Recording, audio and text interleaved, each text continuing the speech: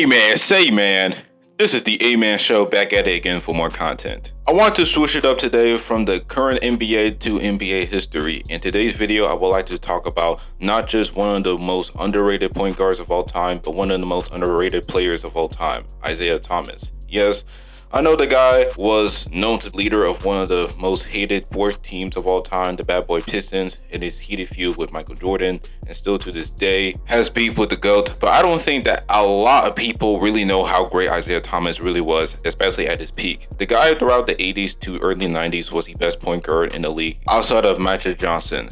Zeke thrived in the era where the big man is really needed for you to win championships, and he was a guy that really pioneered not just all-around smaller point guards, but bigger ones as well as, and also, of course, add in Magic Johnson, such as a Chris Paul, Steph Curry, Tyrese Halliburton, Russell Westbrook, peak-wise, Derrick Rose, to name a few. And Zeke was the one that proven that you can be the first option on a championship team under 6'2". With his resume along with his peak, Zeke throughout his career was enough to be considered as the greatest player under 6'2" in NBA history. No player under 6'2" in history has accomplished as much as Isiah Thomas did in his career, but politics really overshadowed how great he truly was. So in this video, I'm going to discuss the underrated legend of Isiah Thomas and why he's one of the most underappreciated players in league history. But before I go more in this video, make sure y'all subscribe. I post NBA content and my goal is to hit 1,000 subs by the end of the year, so subscribing and smashing the like button makes a big difference. Anywho, stay tuned and enjoy the video. Alright, so Isiah Thomas before the NBA was a highly coveted collegiate player at Indiana under Bobby Knight, won the Natty against North Carolina in '81, who had guys like James Worthy and Sam Perkins in just his sophomore year, and was a consensus All-American, and that led him going second overall to the Pistons. Before Zeke got to Detroit, the Pistons only won 21 games and ranked near the bottom in offense and defense and hadn't made the playoffs since '77. Once Thomas got to Detroit, he immediately turned Detroit into a competitive team in the East. Sure, they didn't make the playoffs in his rookie year, but they improved to 39 wins, an 18-game improvement compared to the season prior, which is one of the largest turnarounds in league history during that time, and we're 2 games away from making the playoffs. In Thomas' rookie season, he averaged 17 points, 3 rebounds, and 8 assists per game, while shooting decently from the field, 42% to be exact, and he was selected to the All-Star game in '82. It was runner-up for the Rookie of the Year award. The most important thing is that Thomas really brought a new culture in Detroit, bringing in intensity, toughness, and swagger to the Pistons team, even at age 20, and brought such a big impact early in his career.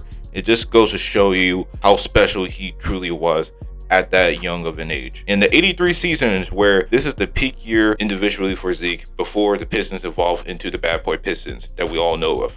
In that season, Zeke averaged 23 points, 3 rebounds, and 8 assists on 47% field goal percentage. The man was top 10 in scoring, assists, and top 5 in steals. In just his second year in the NBA, he was more aggressive as a scorer, a really strong attacker to the rim, along with his lethal mid-range game, and the hesitation dribble he uses is one of his signature moves. In that '83 season, he had multiple 40-point plus games. This is him being Magic Johnson as well as being Allen Iverson at the same time. Even though the assist numbers don't show that he's elite in that situation, but if you watch the games, you'll see how great he is with his great court vision and his ability to consistently get guys involved and have open shots, especially through traffic. He will make his second straight All-Star appearance along with his second team All-NBA nod, which is his first of many All-NBA selections. Unfortunately, in that '83 season, the Pistons will not make the playoffs and fired their coach and Scottie Robertson and brought in Chuck Daly in the offseason of that year.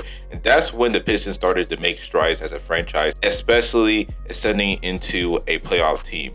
Of course, the Pistons had to run into the Celtics, Bucks, and the 76ers, but the building blocks were there for the Pistons. They eventually got Bill Laimbeer and Vinnie Johnson as their core pieces. Isiah Thomas will continue to prove through '84 to '86 that he's among the top 5 players in the NBA.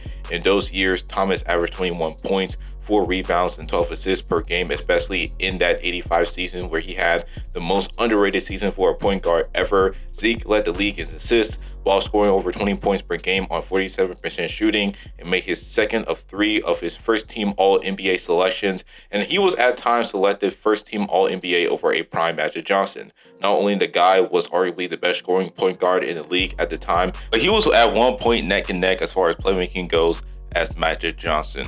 Also in that 85 season, he holds the record for the most 20.20 assist games in a season in NBA history, and he's the only point guard that have a 20.14 assist season in league history. He even dished out 10 assists in a single quarter in that season, and in the playoffs within that stretch, he elevated his game to new heights, such as averaging 24 a game with 12 assists on 47% shooting, especially in that 86 playoffs where the man averaged 27 points, 6 rebounds, and 12 assists on 45% shooting. At his peak, his play was comparable to that of a peak Chris Paul, if not better.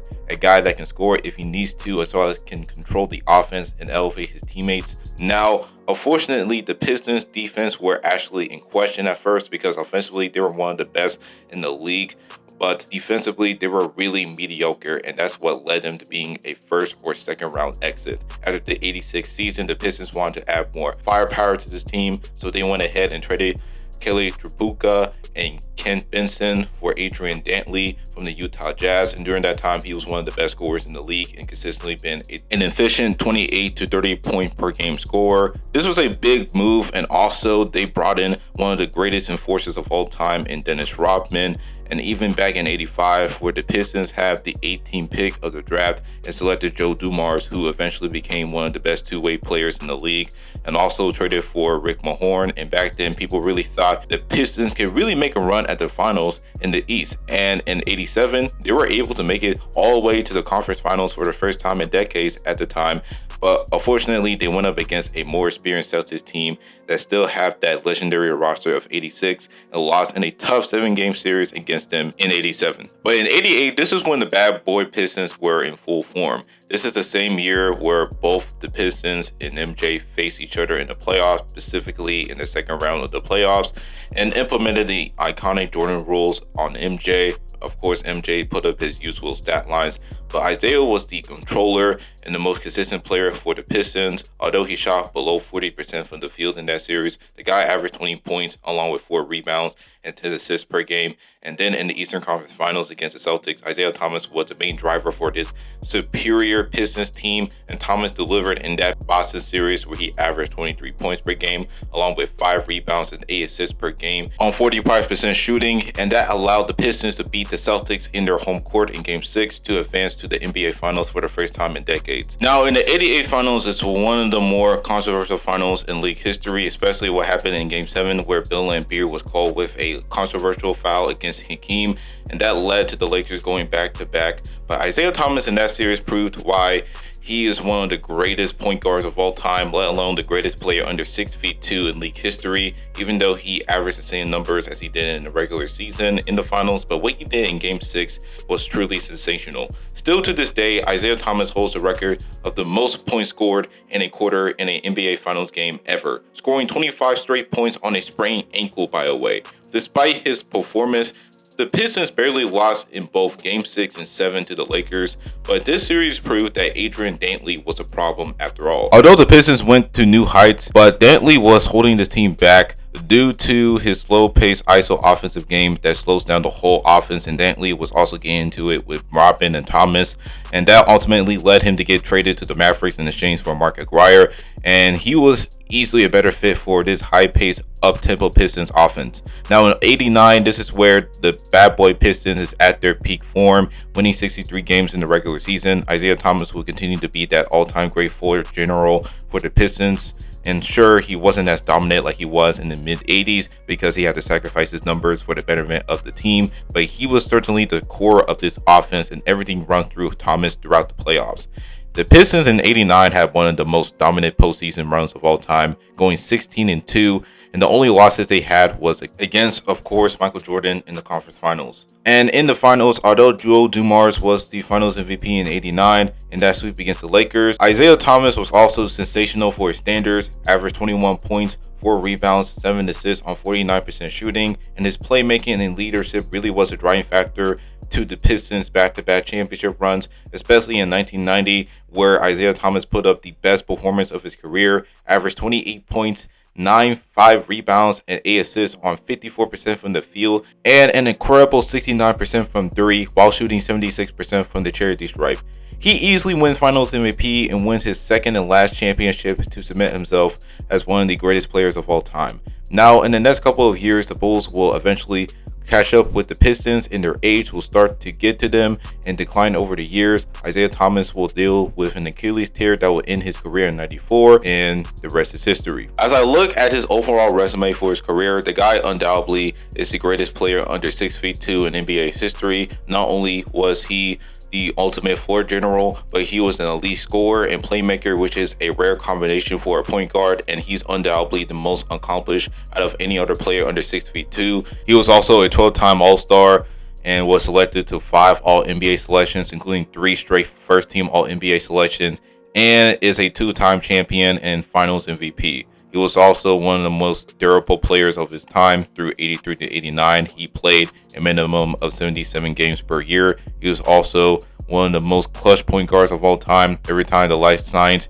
the brightest, he always delivers and elevates his game to new heights. A lot of people pick Allen Iverson as the greatest player under 6'2", which is absolutely disrespectful in my opinion. Think of a point guard who has the leadership along with the court vision of a Chris Paul, along with the scoring ability of an Allen Iverson, plus the court control of a Magic Johnson. You get Isiah Thomas. He represents all of that. There is a legit argument between who was the better point guard, Magic or Isiah. Yes, Magic was the more accomplished, but he had the pieces around him from the beginning. Meanwhile, for Isiah, it took him a while for him to have a competent roster around him. And had he had the same roster as Magic, he will easily accomplish as much as Magic Johnson, if not more. But that wasn't the case. Yes, his bitterness towards Jordan, along with him being the leader of one of the most hated sports teams of all time in the Bad Boy Pistons, which led to him getting left out in the '92 Dream Team, really overshadowed how great he truly was. This is the same man who beat Larry Bird, Magic Johnson, and Michael Jordan, 3 of the 10 greatest players of all time. And after this video, I think all of y'all have learned the truth about Thomas' career and how he is undoubtedly a top 3 player at his position ever. And that's the video. Let me know on the comment section below. Is Isiah Thomas a top 3 point guard of all time? Like I said, let me know, and be sure to subscribe to the channel for more NBA videos in the future and turn on post notifications. And that is all. Stay litty. This is the A-Man Show, signing out.